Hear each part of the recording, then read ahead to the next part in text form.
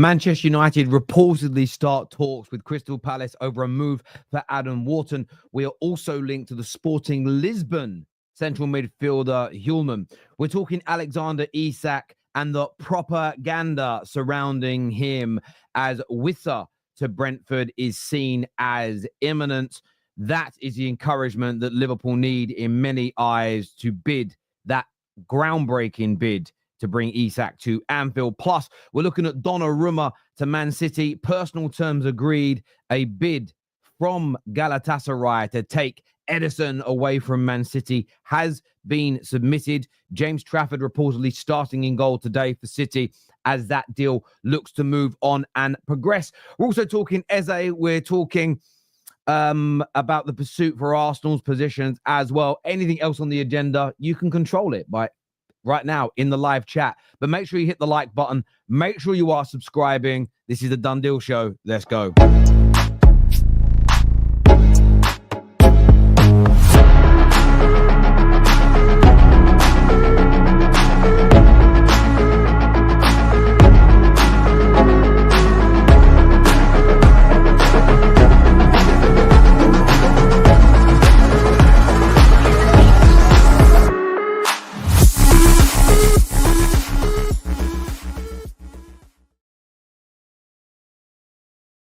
Welcome back to the Football Terrace. This is the Done Deal Show.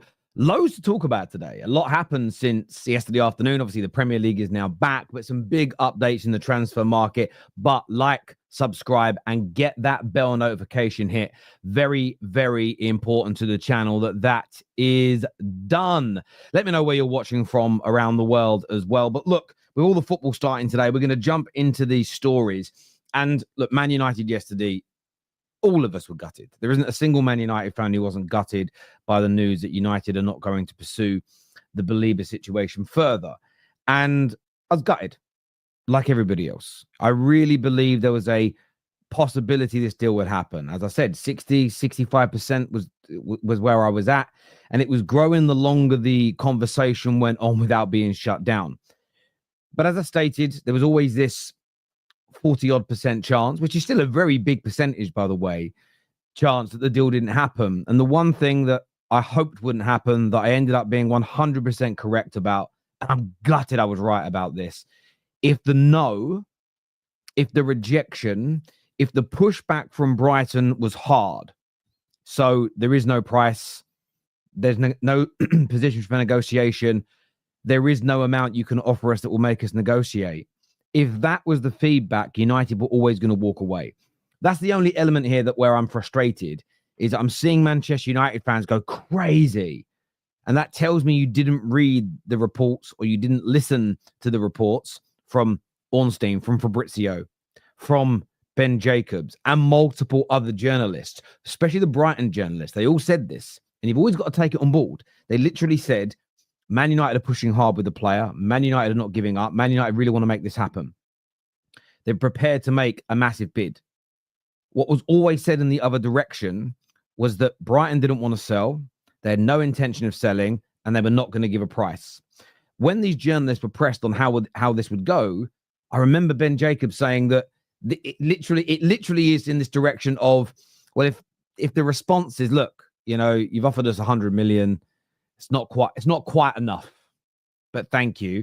That would suggest to Man United, oh, we're near. But that isn't the kind of response that we got. The response was, no price this summer is going to get him.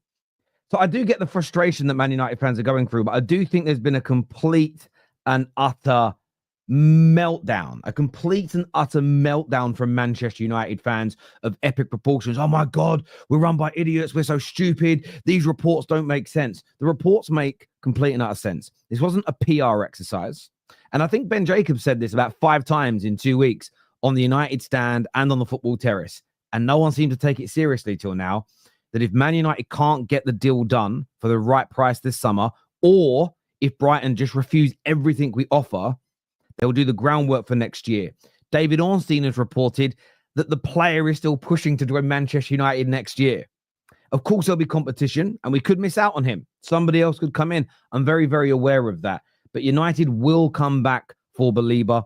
Some will say it's propaganda. Some will say it's PR.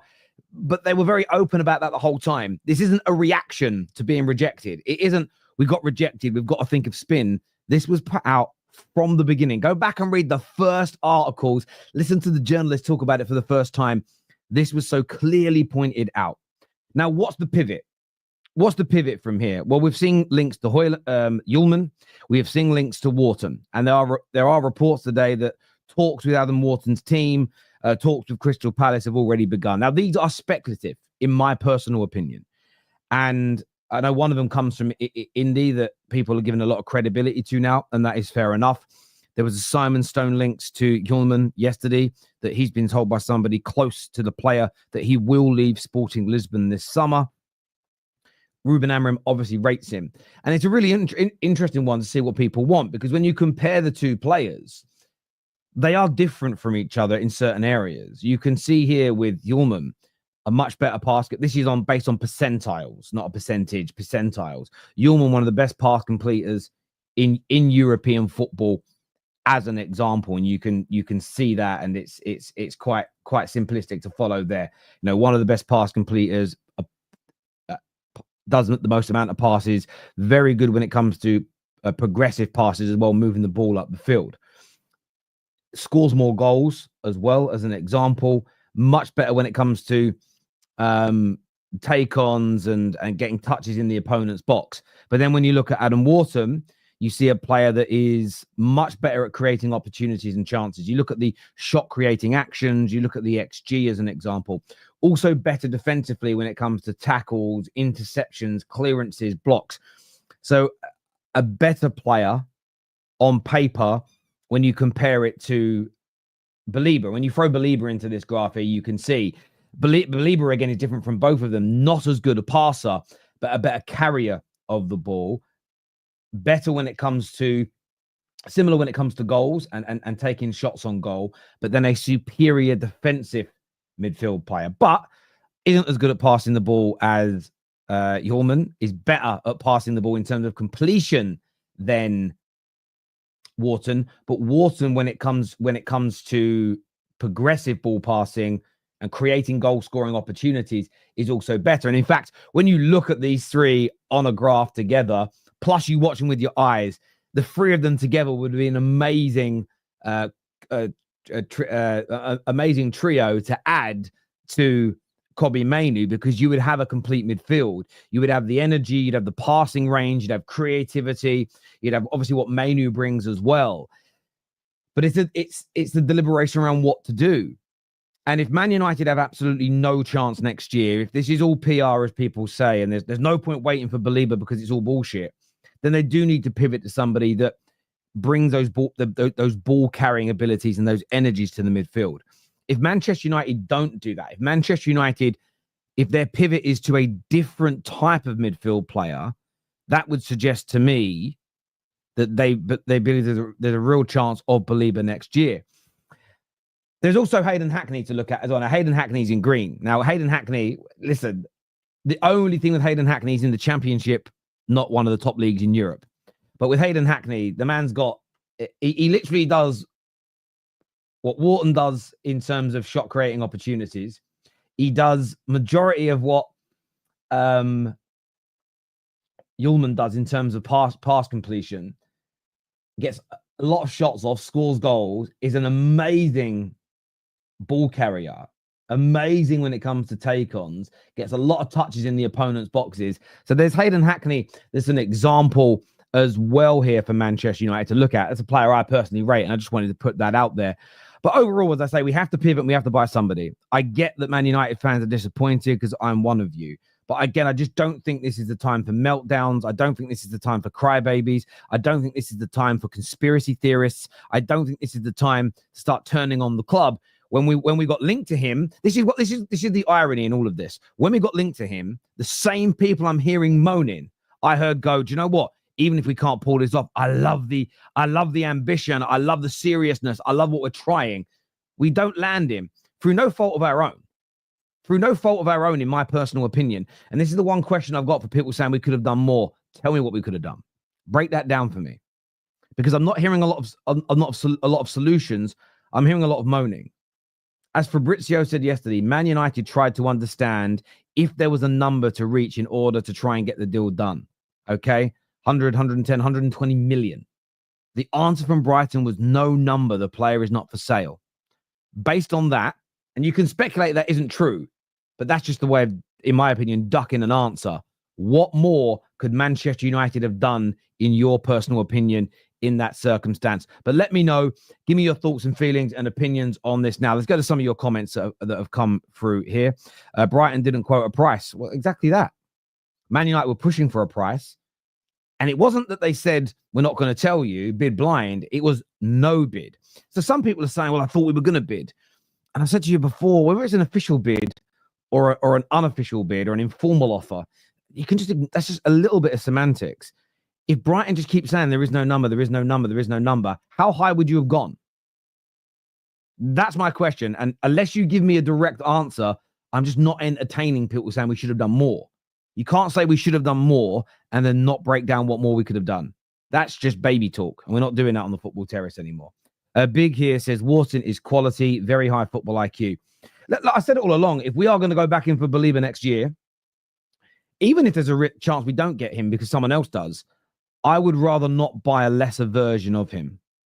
I would rather not buy someone who is not as good as him. I'd rather pivot to a different profile of midfielder that we also need. Because as Staffy and I discussed yesterday, United weren't fixed with Baleba. It was one piece of the midfield rebuild. So how about we pivot to a different type of midfielder that we also need? At least that's a mainstay. And by the way, both Wharton and Heuland, for different reasons, improve Manchester United. They both improve what we have and what we do. Absolutely. Terry, are you still a believer? I still believe we can get him next summer. Yes, I do. I trust what David Ornstein has said.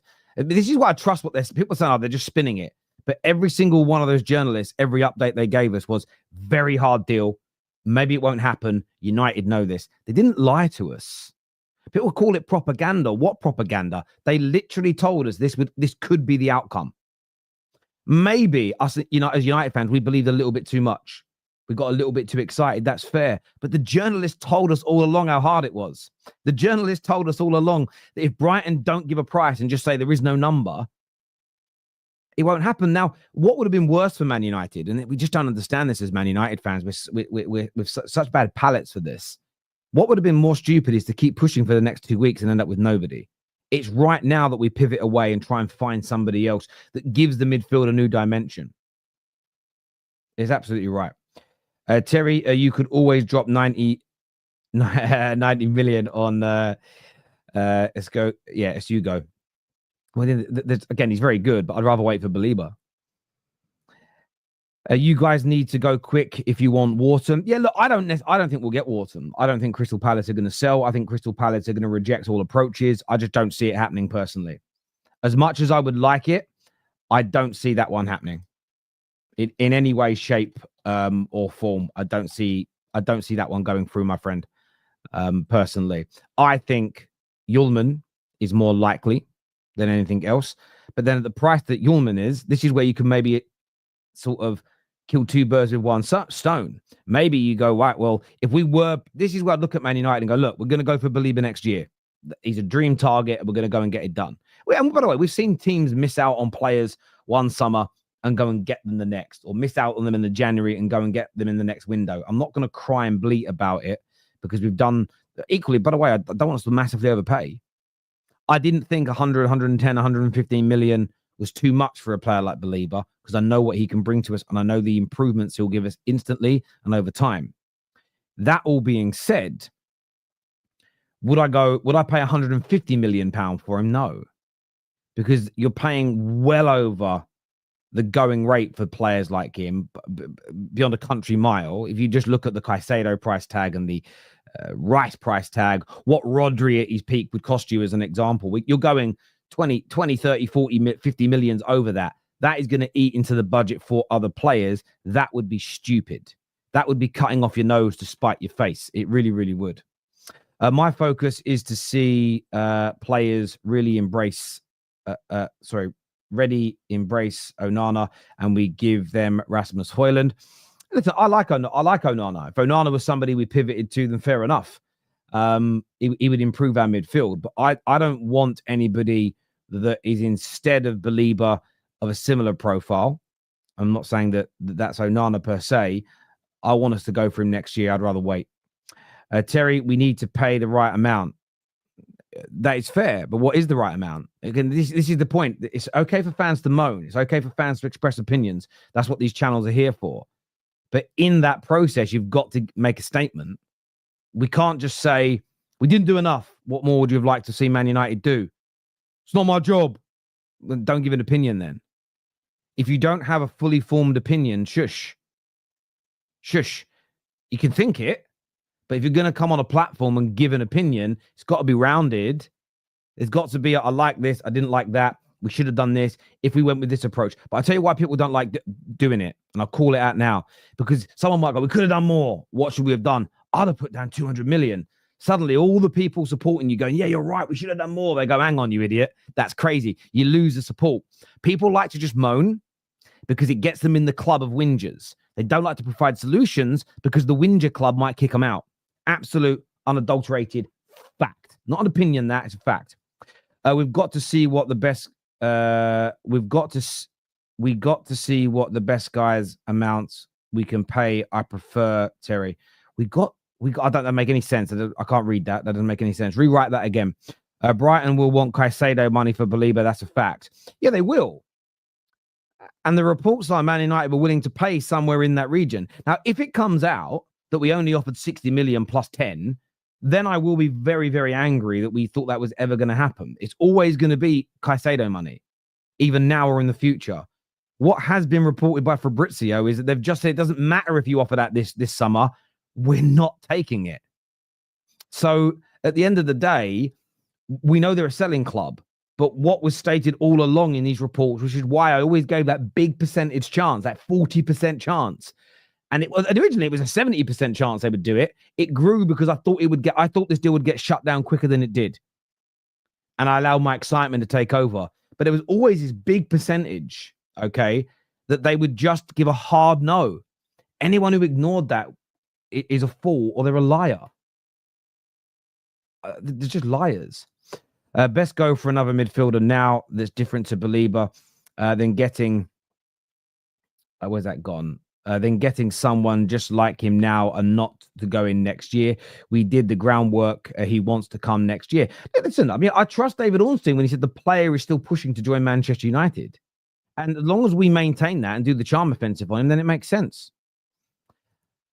Why are people happy with Hjulman? He is far too slow for our midfield. We will be split wide open like we are now. Do you know what it is with people? Again, but on the ball, you can't compare him to Casemiro. I also think he's got more mobility and he's much more pressure resistant. So he may not be quick and powerful in the same way that a Baleba is, but he's pressure resistant, which Casemiro is not. So it isn't speed, power, and dynamism is needed, but there are other ways to utilize that. He's also a superior passer. He is in the top 96 percentile of passers in European football, and that's forward passes as well. He progresses the ball with his passing, as you can see. We put this up on the screen here so you can see it. If you look at this here and you look at his passing and his progressive passes, they're so good. He passes through those lines absolutely brilliantly. So he would add that area. And what I would say, Miss Bobby, about this whole scenario, which I think Man United fans have just got to sort of get on board with, is that no one player is fixing us. The one thing I'm happy about, I genuinely mean this, the one thing I'm happy about when it comes to not getting Baleba is that we don't have to listen to the TikTokers and we don't need to listen to the fake Man United YouTubers who would suddenly say we're winning the league, we're smashing everybody, best midfield in the best squad in the country, my manager, my baller, all that shit they lie about and exaggerate about. At least we don't have to see them spread those lies and then criticize the club for not achieving those lies later on in the season. That's the positive for me in this, because no one midfielder fixes us. We need an 80% overhaul in the midfield that was inherited by Ineos and Ruben Amorim. And Bruno will go at some point, no doubt about it. But Cass and Ugarte, we need to upgrade all these players. But you need different types of midfielders. By the way, there's no point having 4 midfielders that are exactly the same as Baleba. You need some that are great at breaking the lines with their passing, have the creativity, are great at progressing the ball with passes. You need that dichotomy, that contrast. So yes, we won't have all of the physicality we want if we went for a Hillman, or if we went for a Wharton, or if we went for a Hackney. Hackney's actually very good at carrying the ball, to be fair. But it's what we will have over the course of time. If Liverpool 2 years ago, when they built their midfield, just bought Gravenberch, but didn't go and get Slobberslide, didn't go and get McAllister, they'd still have loads of problems in their midfield. But it's the fact they went out and bought all 3. They're in a very different situation to where we are right now. But over this summer, next summer, the year after, it's very likely we buy 2 or 3 more midfielders, but they won't all be the same profile. So that's why I'm not worried about it, because I've always been accepting that we were not fixing our squad in one summer window for Ruben Amorim. And we have to learn to understand and accept it. Not accept that it's never going to be complete, but it was never going to be done now. I think we have to learn as Man United fans to understand that at the very least. Why did we not bid 150 million in C? Stop this Ineos prop. Well, because we'd be ridiculous to bid 150 million pounds for him. Because that is, forget what his valuation is on transfer market. Forget what the banks value him at around 50 or 60 million. 150 million is far too much money. It's too much money. It would damage us in future. It would tell you why it's too much money and why. Again, it's a suggestion. So fair play to you, Francis. You've actually said something, but I'll tell you why it's wrong. Because then you're probably paying 30 million, 40 million, maybe even 50 million over the price that Brighton will accept next summer. What does that then mean? It means that every other club that we then want to buy from will start pushing harder, because they will, when Man United really want your player, they'll pay over the odds. If you start paying that far over the odds for players, you end up in a situation where you run out of money before your squad rebuild is done. So as much as people would say just pay 150 million, that in the longer term would be counterproductive to finishing the rebuild of this squad. But you know what? I give you a hell of a lot of credit. At least you came out and said something. At least you came out and said, do it. Now, what I will say, if we listen to the reports, they've said that no bid would have got it done this summer. They'd reject everything. That remains to be seen. But Manchester United would have undone any progression this summer in terms of being better negotiators by spending 30, 40, 50, 60 million over the asking price for a player. Because it then means every single club is going to do this to us moving forward. It's what happened in the last 13 years. It's why we one of the reasons why we ran out of money. We spent 300 to 400 million easy, too much on the players that we bought that weren't even good enough for us in the long run. So I respect the fact you put your head above the precipice and said something, but that would damage us. Exponential damage would be done by doing a deal like that, my friend. Exponential damage in every single which way, in my personal opinion. But if you think doing that is the solution, I respect it to a certain point, but I think that would be wrong. Suppose you don't have the financial issue. If you could get Wharton or Hillman, who's very different to Baleba, but marquee targets, or scout a similar profile to Baleba from other leagues, cheap but risky. Look, you could do that, and you could have a little bit of a stockpile, and you could get someone that is similar. That is fair. You could, but it depends on what we have been told. If the player has said to us, "Listen, guys, it's good. It would take something catastrophic, biblical, Armageddon to change my mind. I'm going to join you next summer." I think Man United might just go, "Well, we've kind of got that one back. We've got one in the pipe there. We'll keep it, and we'll move on to other profiles." I don't think your suggestion is a bad idea, though. If there is an alternative that we've looked at when it comes to the eye test, we've looked at the data and gone, he's so close to Baleba, and we can pick him up for 30, 40 million right now, then absolutely fair. Terry, do you think they will panic buy if we lose to Arsenal on Sunday? Again, if we panic buy, I'm fuming. That's worse for us than waiting till next summer, because panic buying, Miss Bobby, has been one of the biggest catalysts in Manchester United's downfall. The Man United fans all panicking online, though. This is why, again, I hope the club, Ed Woodward, would have knee-jerk reactions to the way fans behaved online. And it was terrible for us. Terrible for us. I don't want any knee-jerk reactions. If, for instance, again,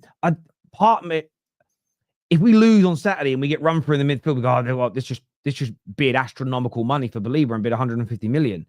Again, that will make us all feel good in the short term. My club, we're serious. No, we wouldn't be serious. We'd be fools, because we'd now be setting a precedent that when we get a little bit desperate, we'll pay massively over the odds for players.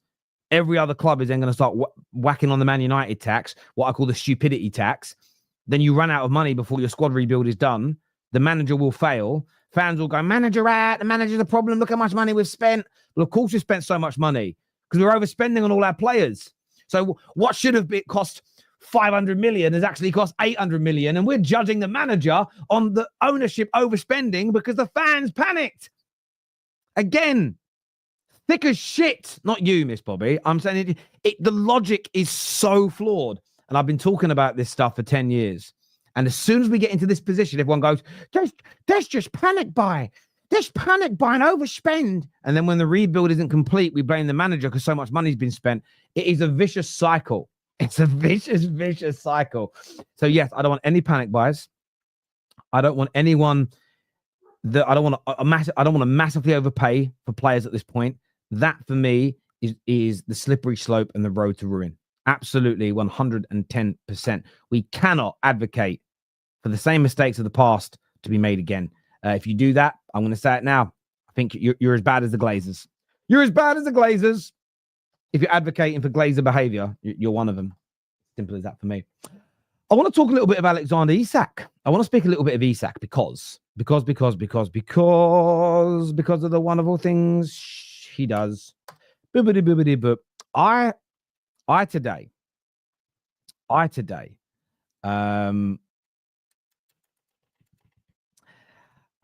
want to say this now, right? I'm getting a little bit sick and tired. I was yesterday. I was getting a bit sick and tired with this transfer, but I couldn't put my finger on why. I couldn't put my finger onto why, and it's because of the nonsense that I'm seeing spouted about anyone who talks about Alexander Isak. I've seen Newcastle fans today and yesterday, during the game, go, this is, I'm actually going to read you what was posted, right? There's this guy that said, this is a joke, shouldn't be allowed. Okay, remember this now. A journalist getting a platform at a game that has nothing to do with Newcastle just to spout more about Newcastle players. The same journo who spent the entire summer parroting spoon-fed propaganda, absolute shameless for David Ornstein. And my first knee-jerk reaction, my little alarm goes, woo, woo, woo, woo, woo, woo, woo. What I call my 1939 alarm goes off. And I'm like, we're advocating for journalists to not be allowed to give out the information they are given and or to give their view on the inside track on transfer stories. He shouldn't be allowed to talk about a Newcastle player. Yes, he should.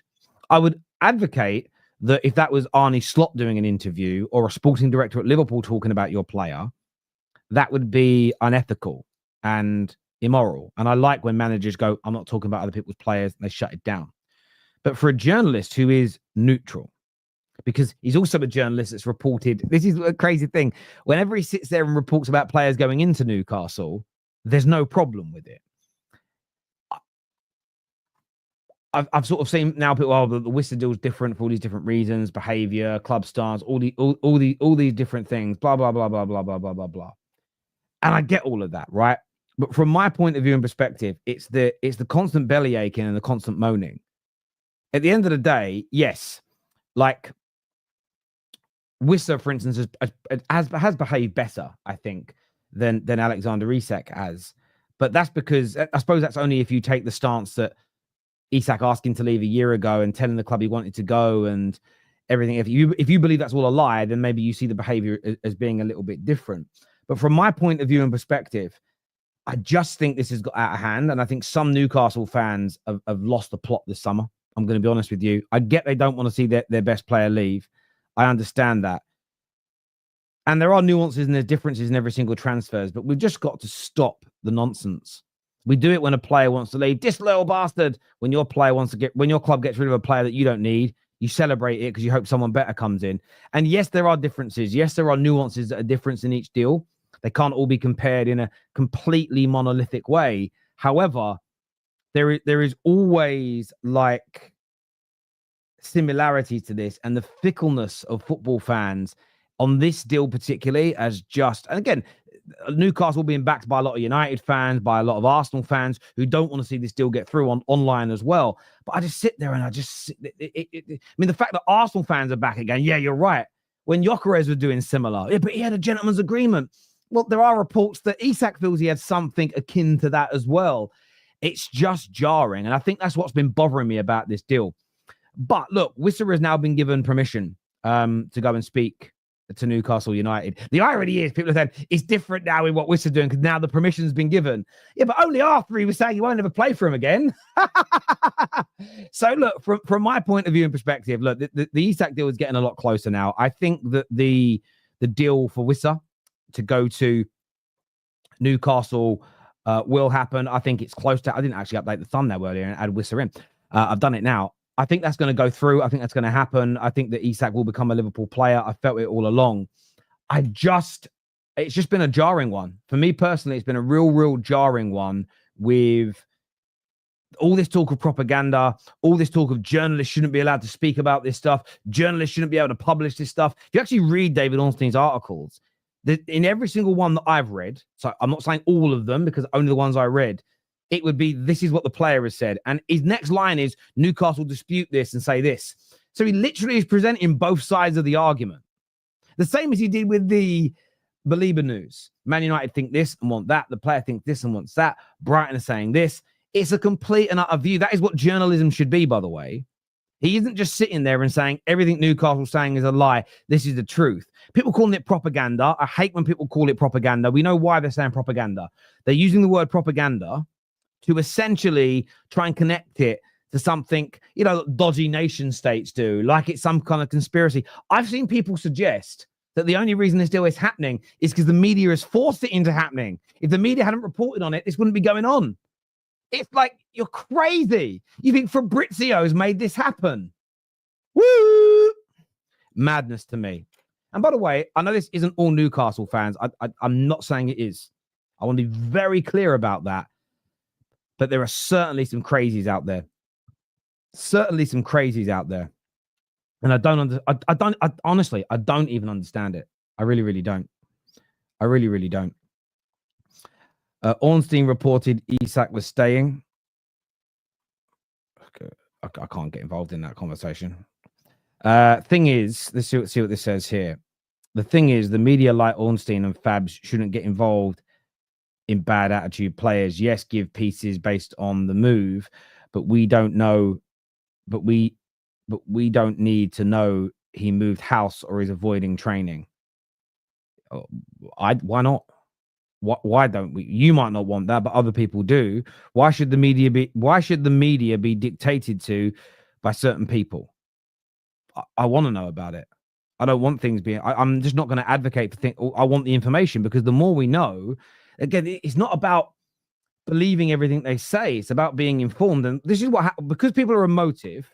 They don't want to listen. And this happens with every single subject matter in the world. Every subject matter. Football, politics, immigration, education, health systems, everything. People want confirmation bias. They want the news that suits their narrative. Someone say, Terry, but you do that. I don't think I do. Because I'm very, very aware, and I say it on many streams, I might see an article I like, and I go, and I literally say out loud, I need to be careful that I'm not being suckered in here based on confirmation bias, and I'm not just agreeing with it or liking it because it suits my narrative. You look at it from the other side. And I think that if we start advocating for all we want to know is when the deals happen, if we just advocate for that, I'm not for a world like that. That for me is slippery slope bullshit. Ornstein can't tell us that Isak has said that Newcastle made him a promise, or Gyökeres, Fabrizio can't report that Gyökeres was given a gentleman's agreement because I don't like hearing that. Well, what if it's true? And even if it isn't true, okay, people should still be, again, the freedom of speech element. A footballer should be allowed to tell a journalist that. The journalist should report on it. Well, the only time it's wrong is if the journalist isn't giving the other side of the story.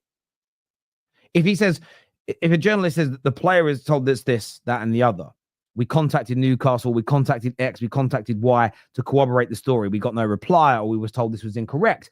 Then as a reader who's got intellect, you can read it and go, well, I've read that article from Ornstein, I've read that from Luke Steele, I've read that from the BBC, I've read that from Sky, I've read that from here, I've listened to these fans speak. And when you look at the whole thing, you can create a well-informed opinion. How can you have Daily? And I respect you, bro, but how can you have a genuine, well-formed, educated opinion if you're only getting limited information and or one side of the story? You need everything. And even and this is the thing, right? I don't know how to articulate this in the right way because I'm not educated enough on the subject. I'm not saying even lies should be allowed. Well, they are part of free speech, I suppose. But there's this element of sometimes if you allow people, sometimes in certain circumstances, give people enough rope they'll hang themselves. Sometimes it's good to just let them do it. Because if it turns out that Isak's been lying the whole time, then he'll have burnt all of his credibility with Newcastle and probably burnt his credibility with the footballing world. But if you shut him down from being able to speak and for being able to be published, if someone's a liar, you won't be able to expose them as a liar because you won't know they were a liar because they weren't able to publish it. I just can't get on board. There's something about it. Again, I call it the 1939 effect in my brain. I just can't get on board with this idea of we shouldn't get this information. Journalists shouldn't be allowed to speak about a Newcastle player on a game that doesn't involve Newcastle. I guarantee you on at least one TV channel today, players linked to Newcastle were going to get mentioned. Oh, it's different because of this and because of that. Bullshit. Come on, you're playing semantics now. It's going to happen. And it always happens, especially at the early stages of the season. It always will. The paying public want to hear these stories by and large. And if it was the other way around, I think Newcastle fans would treat it very, very differently indeed. The ones that are moaning, that is. But yeah, that's going to happen. But a journalist that has contacts at a club will post articles that are PR spin for the club. So how can we believe anything they say? Well, again, but I think, again, this is why it's not about just believing something wholeheartedly, because we've seen the Newcastle press this summer have a mare, because what they have done on many occasions is print one side of the story, which will hold some truth. The thing is that I'm going to use KJ as an example here. If me and KJ told you the same story, so when we were in Qatar, we went out to film in one of the, I can't remember what they were called now, and he said Mosaics. They had another name. They had a name anyway, where the town was. We recorded a really good bit of content. We got back to the media center to edit it. And KJ went, shit, I didn't turn the microphones on. Or no, the microphones are on, but they didn't connect to the connector. We then went back and we filmed it. I've done that mistake 100 times. KJ rectified it. The next bit of content, we actually filmed it even better because it was like we had a rehearsal, so it was fine. But if me and KJ both told you the story on what happened and why it happened and how long it took to resolve, you'd get differences because everybody remembers things slightly differently, even though we're both literal eyewitnesses. And what sometimes you need is both accounts. I say what happened, he says what happens. And then like you cross-reference, actually, no, you're right. No, I misremember. We've all done this. We all misremember things, even if they happen to us. And then you get into this sort of situation where you need both sides of the story. And that is what journalists should do.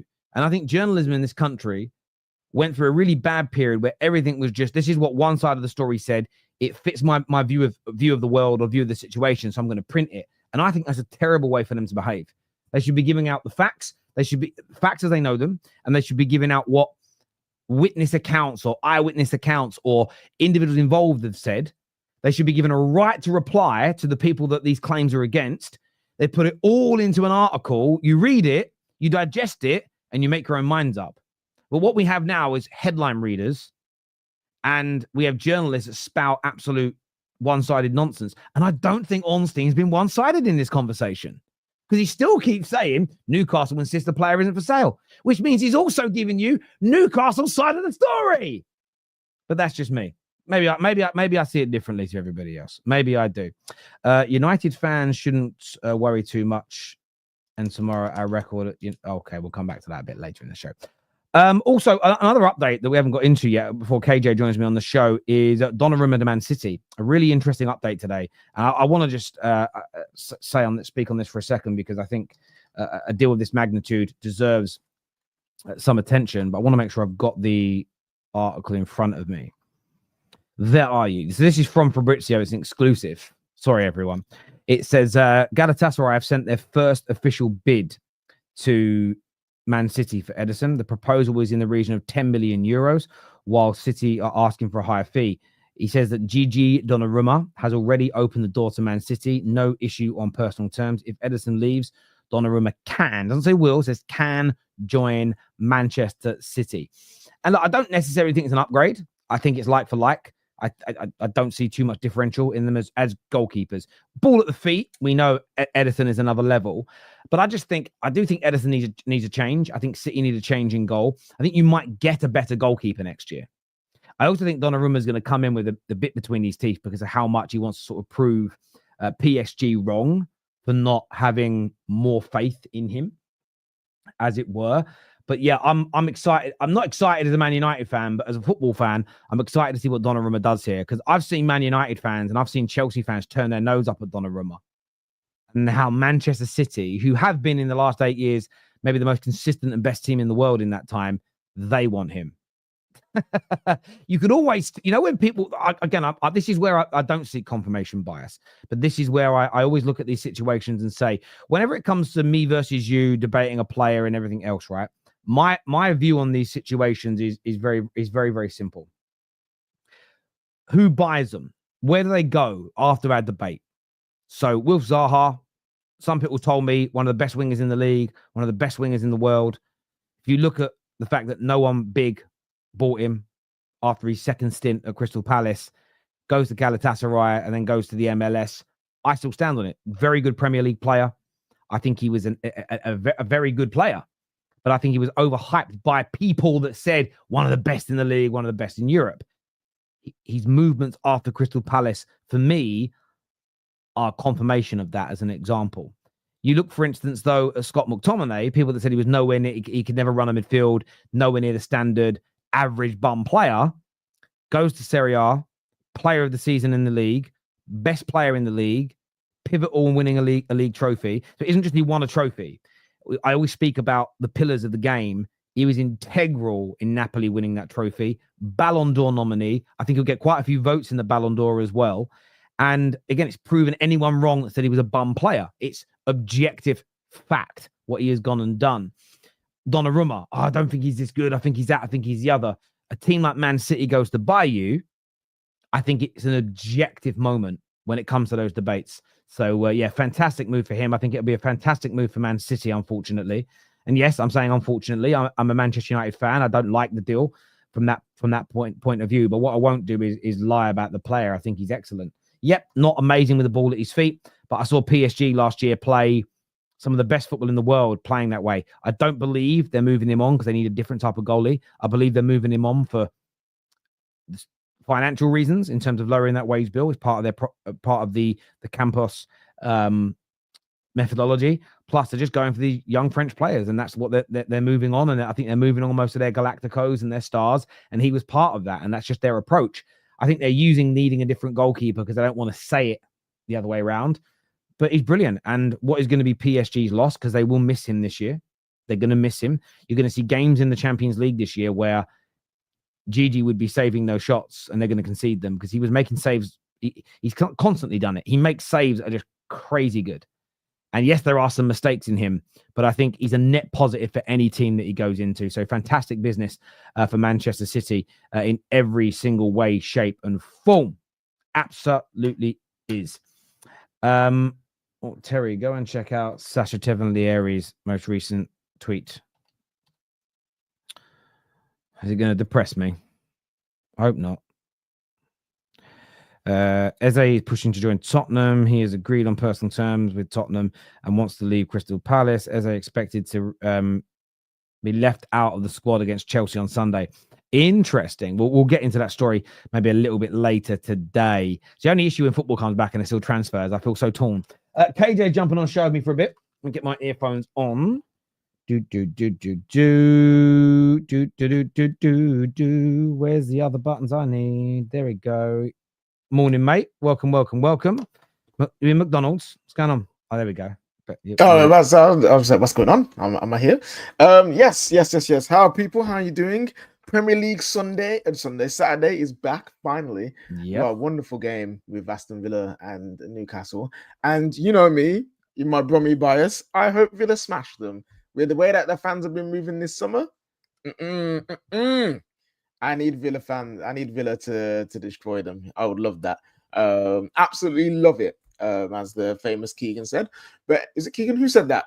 Yes. It was yeah. Yeah, you weren't born, so I don't blame you for not quite remembering. But iconic, absolute scenes. That is prime Premier League. That is.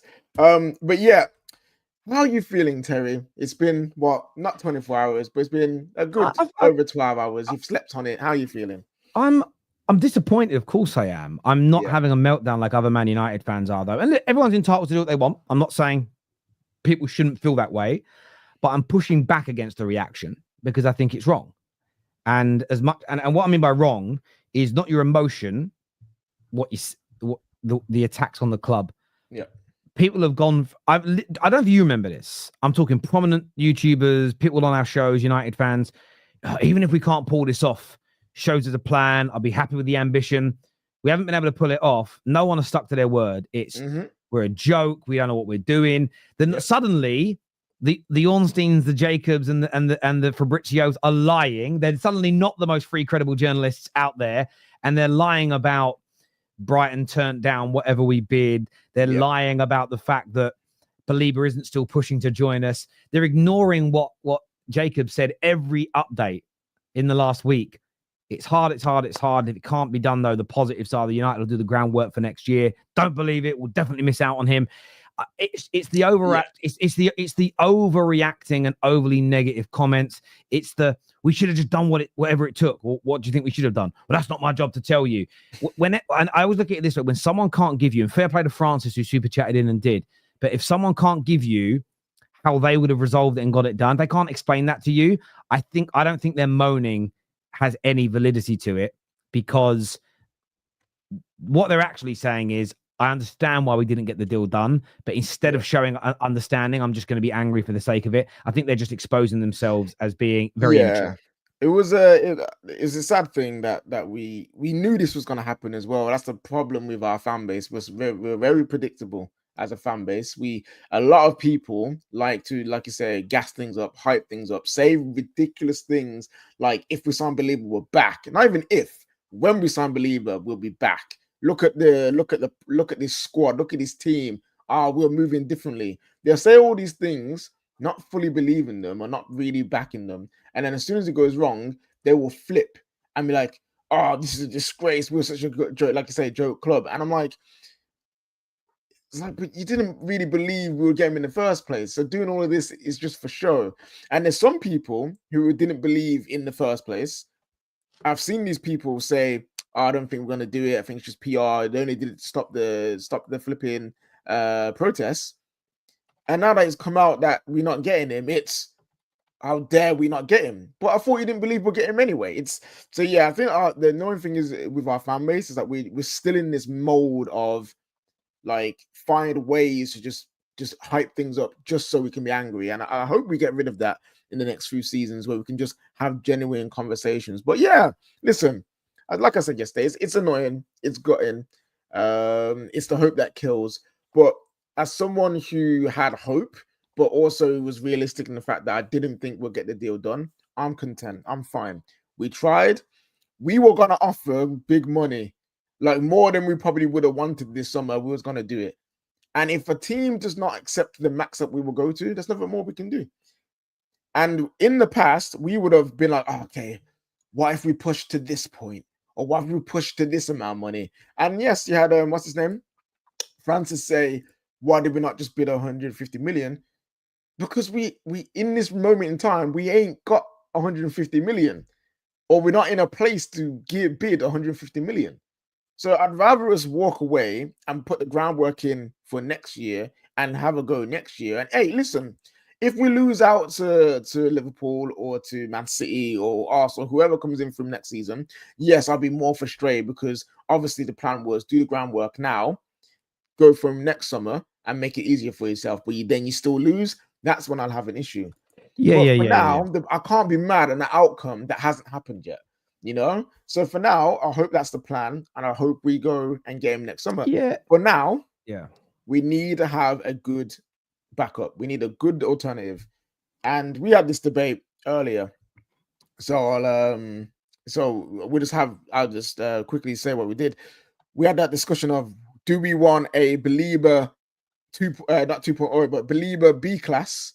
You want a B class Baleba, you know, someone just who's a similar profile underneath him, or do we want a different profile that could complement a Baleba next year, get them in, and then go forward and see what we can do?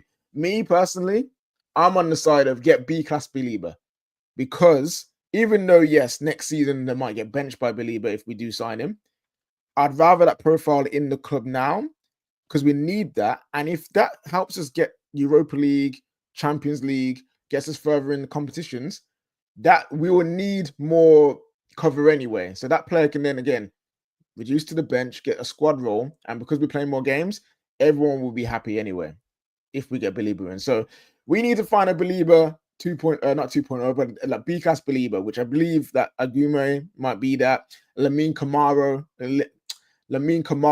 might be that. You know what I mean? That there are options out there, and I want Man United to show that it wasn't Baleba or nothing. It wasn't just Baleba or we get no midfielder. We need to go out, get a midfielder, and also get a goalkeeper, because you've shown you've got the peas.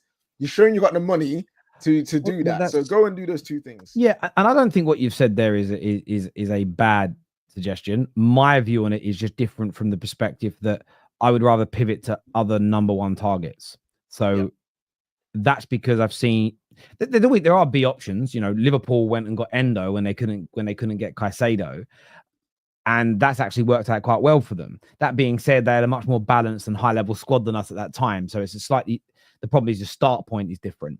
So I'm not against it, because some of the players you've mentioned, I don't know enough about to have judgment on. But for me, I think we have to do where I would be more on the side of the people losing their minds is if we just do nothing from now. If we don't spend any more money now, then it's a case of, hang on a minute, have you pulled the wool over our eyes? The reason I'm not losing my mind, though, is the same reason that I didn't lose my mind over the Dominic Calvert-Lewin links. The same reason I didn't lose my mind when we were only meant to be buying kids all summer. The same reason I didn't lose my mind that we were only going to spend 90 to 100 million. The same reason that I didn't lose my mind that we were going to sign Jamie Vardy. The same reason that I didn't lose my mind that Rasmus Højlund was backed by the manager and had no chance of leaving. The same reason that I didn't lose my mind that we we're going to go and buy Ndidi. The same reason, and I could keep going on and on. All the things this summer, that the reaction you're getting today about Baleba, the Man United fans online having meltdowns, the TikTokers losing their heads, the fake Man United fans doing all their reaction videos, going crazy. They had the same sort of fake, sort of flux red reaction to all those stories, and none of them ended up being true. What I'm not now going to suddenly again. Who's actually pushing the propaganda here? The people that have overreacted to all the stories that were not even close to happening, if at all true, or the opposite to that. So for me, it's a case of, if we get to the end of this window and we buy no one else, I'm not very happy. My view now is my want. I'm not against your suggestion. I think your suggestion holds water. My view is pivot to another top target. Can you get Wharton out of Crystal Palace? Can you go and get Hjulman? Can you then go and get a Hjulman or a Wharton and a goalkeeper at 20 or 30 million and improve that squad?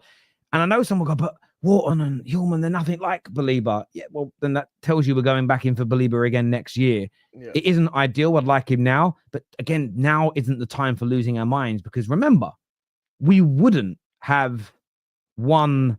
We wouldn't have been fixed even with Baleba. These other profiles were also going to be needed. And Man United fans, and what a lot of it is, I do get it. Everyone wanted to get the deal. Part of it wasn't about the team or the football. A big part of it was so they could go, my club, my baller. They want to flex. It was the flex. And I've said before, a lot of people use their football clubs as like a fashion accessory, as opposed to caring about the football, which is why you did see a lot of people. We could win the league. we could do this, we could do this, we could be one of these. So slow down. There's just no need to put that out there other than the attention you want. And in fact, I saw one really prominent YouTuber the other day, and I did send you this, and I was like, I said to you, this was, and when people go, oh, you've only tweeted like that you're happy about the TikToker thing because you didn't get him. No, me and KJ spoke about this privately yesterday, to be fair. And I saw this YouTuber put out this post where he says, like, I'll let you all know I'm going to become insufferable if we get Baleba. The league better watch out. The only thing stopping us from returning would be the coach. And I lost my mind when I read this because I went, no, the squad has still got holes in the fullback areas, holes in central defense, holes in the goalkeeper area, other holes in midfield. The idea that if we, like, nothing stops us from returning, that means challenging for the league. That means you're literally saying if we got Baleba, we'd be challenging for the league. The only thing stopping us is the coach. It was purely so this person could create a coach agenda after signing Baleba, which, I mean, ironically, talk about filling holes. The argument's got more holes in it than Swiss cheese. And it's just, that's one of the reasons why I'm happy we haven't got him from just a social media where I work perspective, because I could already see the narrative being created to attack our manager after signing a good player. Now it's going in the opposite way. It's now I'm going to attack the board for not fixing this, but we weren't going to be fixed with it anyway. Your argument falls down. Your anger doesn't resonate with me because the reasons you're angry are false. We weren't going to be fixed with him.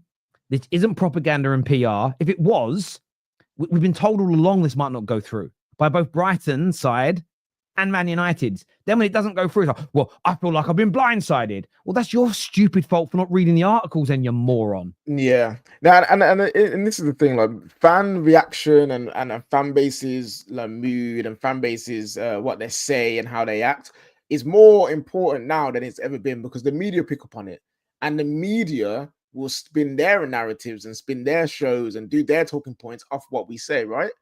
So it's one of those ones where I don't want us as a fan base to always be overreactionary, losing our minds, because we're just going to have then the media, Sky Sports, Talk Sport, all these pieces, twist that and use that as a way to, again, also get our club. And we just need to relax, because even like you say there, the hyping up thing, right? This, people, before you lose your minds, talking about overreaction, ironically, before you lose your minds, what I'm about to say is not a wish. It's not what I want, okay? I want to win on Sunday, okay? I'm saying that now, I want to win. But you could argue not winning in the long term might be better for the fan base than it would be by winning. Because again, if we win on Sunday, the gas is going to be crazy. The banter and all these things is going to go mad. But if we draw on against Fulham in the next game, or we lose in the 2-3 games time, the same amount of gas that we have just that would come from that would explode into hyper negativity. And it's one of those ones where I'm like, as much as I want to win as a fan, as someone who supports Man United, and I want Man United to do the best, this fan base can't handle anything right now, because everything gets overhyped or over pessimistic. It's like you say, it's feast or famine right now. So like, even if we drew and we grew into the season and we had a slower start, but towards the end finished well, as a fan base, I think we would handle that better than start off really well and then it tailing off towards the end. We even saw it with Chelsea fans. Up until December, brilliant. They had that tough period between like January and February, and then they lost their minds and everything was going crazy. But then they finish it, and then look at the finish. They finished really well, win 2 trophies, and now they're back on sky high. No, I do agree with you. Man United fans are going through, we have like a feast and famine sort of phenomenon going on with this right now. And for a lot of our fans, it's organic. They just feel that way. Like, if we beat Arsenal 3-1, a lot of them, oh, we could win the league. We look so good. We lose 3-1. It's sack the manager. We've all got to go. Yeah. And I never think you're in a sensible place, a sensible mind frame, if you can change, if everything flips that quickly. That being said, there are a lot of influencers and a lot of people online who play on that. And I don't think they make content based on what they think. They react to the mood. And you always see it. You'll literally see people, if we start the season well, say we win like 6 or opening 7 games, hypothetical, no one, Maradona, don't get angry. You will see T-shirts about Ruben Amorim, my manager, Say then we go for a bit of a bad patch. Those same people will be manager out. He's got to go. He defrauded me. I don't believe any of these people anymore. I believe what they do is they look at how the general mood of Man United fans are, and they just spout that, as opposed to having a bit of a stance and sticking to it. That doesn't mean you can't change your mind. Like, the irony is, this is why you know what these people do. Because when someone that's got a stance and they go, I'm gonna get behind the team and the manager this year, I'm really going to show them support. You get to like March and go, you know what? I've supported it all year. I just can't see it getting any better. You can't flip-flop now because you weren't here at the start. It's like, well, you weren't here at the start either. You just went with what the general mood was, and you flip-flop 3 or 4 times a season depending on the results. And you've seen it already this summer. 1 minute Ineos are awful. The next minute it's like, I'm going to issue them an apology if we get this deal done. And like, you literally said they were worse than the Glazers 2 days ago. Like, the way you flip is crap. I'm different. I'm the same. If we'd have brought Baleba in, it wouldn't have been proof that they were going to fix us. It would have been an indicator of moving in the right direction. Equally, when they make mistakes, it's an indicator. Equally, if we went out today and bid 200 million for him, I'm more worried about that than not getting him. That shows me that we're going to roll over and we're going to run out of money. We're never going to complete the rebuild. It is very feast or famine at the moment. And there are some content creators that don't help it because they feed into that narrative with whatever. Essentially, it's like there's a forest fire and they don't go around with any water trying to calm things down ever. It's, where's my can of petrol for me to engulf this further? And I'm just not going to do it. Sometimes I'll agree with what the general consensus is, but I'm just not looking at us not getting Baleba and going, that's it, we're finished, it's over. I just don't believe that personally, but that's just me. These guys could be right. We might be finished, but we'll see. Thank you, Luke, for encouraging everybody to hit that like button. That means a great deal to us. Look, we are going to be back. We're actually going to do we're going to do 3 match reactions today. Villa, Newcastle, Spurs game, and the City game as well. If you want to call in, we'll be sharing the link. Be getting some of our new panelists on there as well. This is going to redirect you to Mark Goldbridge's watch along for the next game on That's Football. So go and make sure you're supporting him over there for that game. Thank you all for tuning in. It means a great deal to us that you have. Until next time, people, take care. Goodbye. God bless. And we'll see you all soon. Peace.